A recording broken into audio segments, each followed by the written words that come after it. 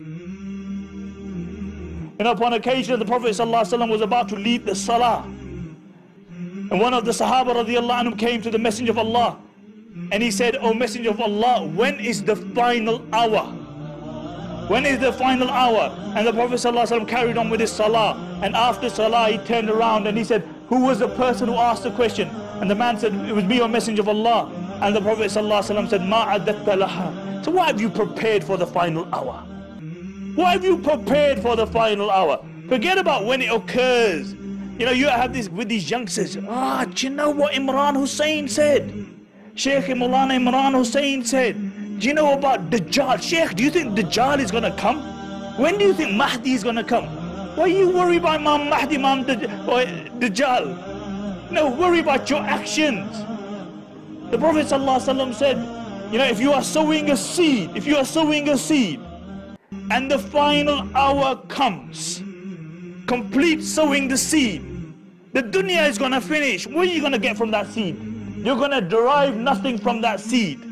So why carry on sowing it? And if you're alive at that time, that this will be the greatest calamity which will befall you. So why did the Prophet ﷺ say carry on sowing the seed? Because he was teaching the ummah that if you are doing an action of khair, no matter what kind of calamity befalls you, don't allow it to stop you. Don't allow it to stop you. Don't allow it to impede you. And you know, today we're fascinated by Dajjal, Imam Mahdi, you know, but what about the actions? What about the actions? So the Prophet ﷺ said, what have you prepared for it? And he said, "O Messenger of Allah, I don't have many salahs." That doesn't mean he didn't pray salah, I mean many nawafil like many of the other Sahaba. I don't have many salahs. I don't have many fast. But one thing I do is that I love Allah and His Rasul. I love Allah and His Rasul. And the Prophet ﷺ said, "Al-mar'u ma man ahab." Man will be with that person that he loves in the hereafter. And Anas ibn Malik radiallahu anhu says, nothing was more pleasing to us than to know after Iman, nothing was more pleasing to us than to know that in the hereafter that we would be with the Messenger of Allah. Upon occasion, Thawban radiallahu anhu, you know, he disappeared. So the Messenger of Allah sent the Sahaba to see where Thawban was. And they went to Thawban and he was ill. And the Prophet ﷺ said, "Bring him." And they said, "Oh Messenger of Allah, he's so ill that he can't walk." So the Messenger of Allah ﷺ went to see him. And when he saw him, he said, "Oh Thawban, what's wrong? What's your illness?" And he said, "Oh Messenger of Allah, the only illness I have is that I was thinking that when I die and when you die, I don't know if I'm gonna go into Jannah. And thinking about the fact that I never see you again made me ill." Subhanallah, he's not even concerned about going to Jannah. He's concerned about the love for the Prophet ﷺ.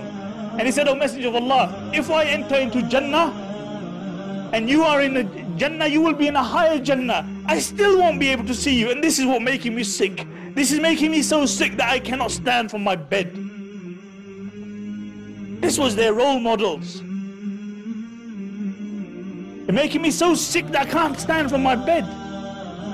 And the Prophet ﷺ said, "Oh Thawban, you will be with that person that you love on the hereafter. In the hereafter, you will be with me." Now I ask you, who do you want to be with in the hereafter?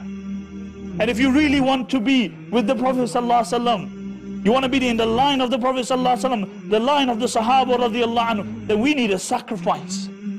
We need to make some effort in our deen.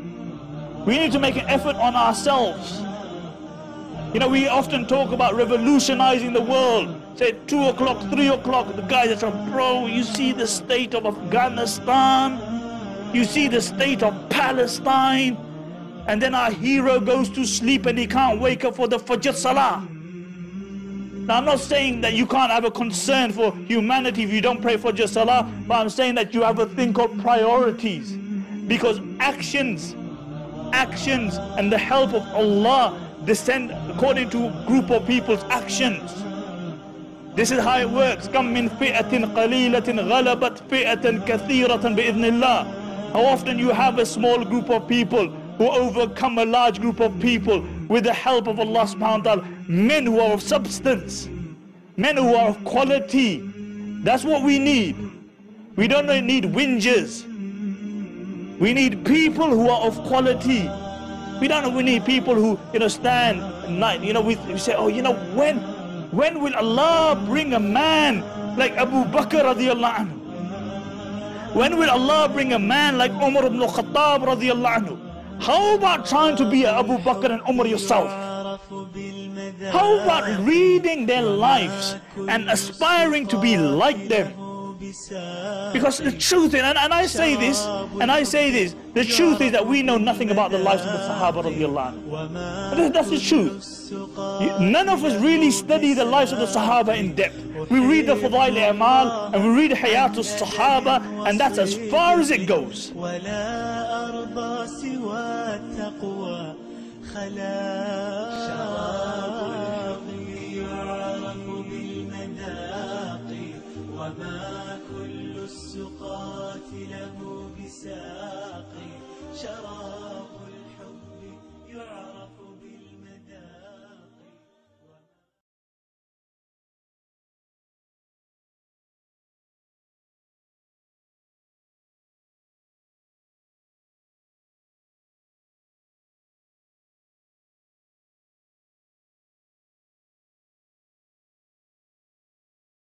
ومن يطع الله والرسول فأولئك مع الذين